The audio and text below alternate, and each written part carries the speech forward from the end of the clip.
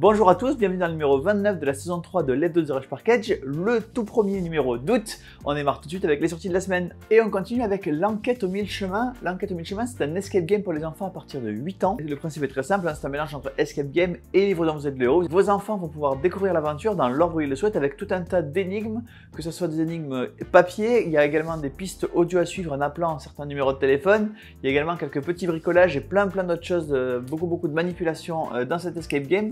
C'est conçu en France, c'est fabriqué en Europe, c'est l'enquête aux 1000 chemins, mythologie grecque. Puisqu'on parle d'escape game, restons-y, voici deux nouvelles boîtes d'escape game avec un nouveau concept, ce sont des puzzles escape game 3D. Le principe est donc que vous allez devoir construire un puzzle en 3D, ce puzzle va vous donner des énigmes que vous allez devoir résoudre au fur et à mesure. Le thème est extrêmement présent, vous allez voyager dans le temps pour essayer de contrer le méchant docteur Mayhem qui va essayer de mettre la panique dans le temps avec donc deux boîtes, deux thèmes différentes. Une première boîte où c'est le chaos sur la lune et une deuxième boîte, je n'ose pas l'imaginer, c'est un monde sans chocolat. Deux boîtes de niveau assez avancé, ça se joue entre 2 et 3 heures. C'est les escape games 3D Time Guardians Adventures. Et on continue avec Stranger Things Adventures Together. Évidemment, c'est un jeu qui est basé sur la série Netflix. C'est un jeu coopératif, vous allez vraiment devoir jouer tous ensemble contre différents monstres de jeu. Différemment, c'est parce qu'il y a 3 scénarios, c'est-à-dire 3 modes de jeu différents avec des règles qui sont sensiblement les mêmes, mais des monstres avec des caractéristiques différentes, des lieux avec des caractéristiques différentes. Le principe du jeu est assez simple. Vous avez les différents héros du jeu que vous allez devoir placer dans différents lieux. Vous choisissez ensemble les lieux dans lesquels vous les placez et vous allez retourner les cartes des lieux où ils sont. Vous allez défausser les cartes des lieux où ils sont pas. Évidemment, les monstres progressent et quand le monstre a assez progressé et qu'il arrive dans la réalité, bien, il faut que vous ayez assez de Eleven pour contrer le monstre. C'est Stranger Things Adventures Together. Et on continue avec Zynga, un jeu à cocher et de rapidité. Le principe de Zynga est extrêmement simple, vous avez 5 dés de couleur, un dé blanc, vous les lancez et vous allez pouvoir cocher une case qui correspond à la somme du dé de couleur de votre choix et du dé blanc. Attention, seul un joueur peut choisir, c'est-à-dire que vous allez devoir faire vos sommes rapidement dans votre tête, puis activer la sonnette quand vous avez une somme qui correspond à quelque chose qui est sur votre carte. Seul le plus rapide choisit la somme. Une fois que c'est coché, on passe à un nouveau lancer. Si vous avez coché 5 cases dans la même ligne, vous avez gagné, mais attention, si vous avez sonné la sonnette mais que votre somme n'est pas bonne ou que vous avez activé une somme que vous ne pouvez pas placer, vous avez une croix et au bout de 3 croix, vous avez perdu la partie. Voilà, vous connaissez les règles, c'est Zynga. Et on continue avec Sauvons les océans. C'est un jeu des Sea Cleaners. Les Sea Cleaners, qu'est-ce que c'est? C'est une association menée par le navigateur Yvan Bourgnon qui tend à nettoyer les océans.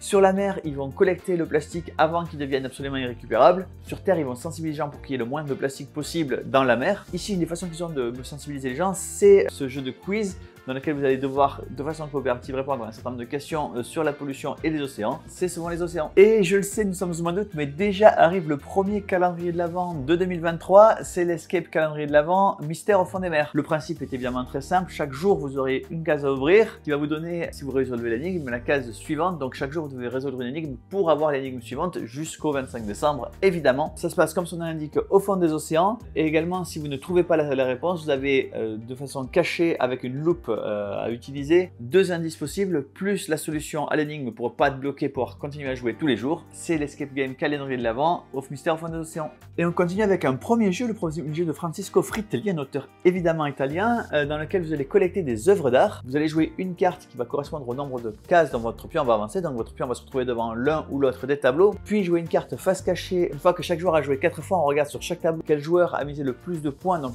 les cartes de plus forte valeur, puis on résout les points, sachant que l'ordre dans lequel vous avez fait le tableau est extrêmement important, sachant que vous avez des petits bonus également si vous devez garder des plus grosses cartes. Bref, un jeu qui vous met dans la peau d'un directeur de musée, c'est Art Gallery. Et on continue avec L'Île des Trains tous à bord. C'est une nouvelle version de L'Île des Trains, c'est un jeu qui n'était jamais sorti en français. C'est un jeu de Tal Kettner et Seth Jaffe.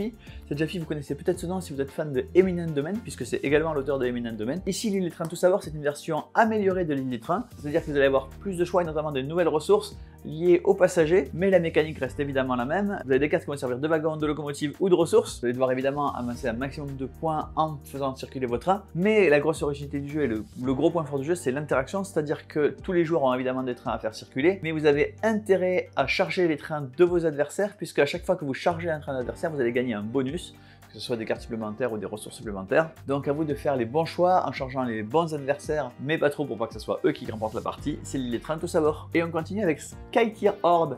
Skytear Horde, c'est au Tower Defense ce que Skytear était au MOBA, c'est-à-dire un jeu inspiré d'une mécanique de jeu vidéo, mais posé évidemment dans un jeu de société et dans le monde de Skytear qui a été créé donc pour Skytear, mais cette fois-ci évidemment avec une mécanique très différente qui est donc un Tower Defense. Le jeu a été conçu comme une version coopérative de Magic ou de de Flesh and Blood. Vous avez un deck de cartes avec lequel vous allez devoir affronter vos adversaires. Le jeu peut se jouer de 1 et il est très bien conçu pour un joueur à 3 joueurs. Vous pouvez jouer soit un joueur solo qui va jouer sa faction, soit 2 joueurs qui vont jouer 2 factions différentes, soit 3 joueurs qui vont jouer 2 factions différentes et un joueur qui va jouer la horde. Toutes les combinaisons fonctionnent très bien. Il y a évidemment beaucoup de rejouabilité puisque les factions sont différentes, vous pouvez les combiner de façon différente. Vous avez des boss de fin différents, donc voilà, beaucoup de choses à faire pour exploiter un maximum de stratégie. Ça a vraiment des sensations proches des TCG, c'est-à-dire que dans chaque tour, vous allez avoir une espèce de casse-tête de TCG dans laquelle vous allez essayer d'améliorer le plus possible votre position en affrontant à la fois les petits monstres, en préparant la fin de la partie et en essayant de garder un maximum de points de vie pour ne pas mourir.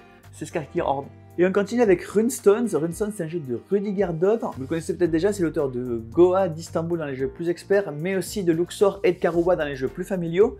Ici, il arrive avec un jeu de deck building, dans lequel vous allez devoir forger des runes comme son nom l'indique, avec un système de cartes que vous allez pouvoir jouer par 2. Quand vous jouez 2 cartes, évidemment, vous allez essayer d'avoir des cartes les plus puissantes possibles, sauf que la carte avec le numéro le plus gros disparaît de votre deck. Vous allez avoir des dilemmes à chaque tour. Essayez de jouer mes grosses cartes ensemble pour essayer de ne pas défausser trop mes grosses cartes, mais en même temps, les petites cartes, il faut les jouer et elles vont disparaître également. Bref, beaucoup de casse-tête dans ce jeu, avec évidemment une rivière de cartes à acheter qui va changer à chaque partie, donc beaucoup de rejouabilité. Et en parlant de rejouabilité, il y a également l'extension qui arrive en même temps que Runestones. Quand je dis l'extension, ce sont 2 extensions qui sont dans la même boîte, avec une extension qui va rajouter des familiers qui vont progresser si vous renoncez à certaines actions, ou un autre module avec des nouvelles runes. Donc là aussi, beaucoup de rejouabilité à avoir avec Runestones et le Runestones The Enchanted Forest. Et évidemment, on va mettre les 2 boîtes dans un PK Game Pack à tarif promotionnel. Et on continue avec un jeu de Stefan Feld. Stefan Feld, c'est un auteur plutôt de jeux experts. Il est aussi connu pour avoir fait les châteaux de Bourgogne, mais il est surtout connu pour avoir fait Forum Trianum, Cuba, l'année du dragon et beaucoup d'autres jeux. Ici, il revient avec un jeu évidemment expert. Hein.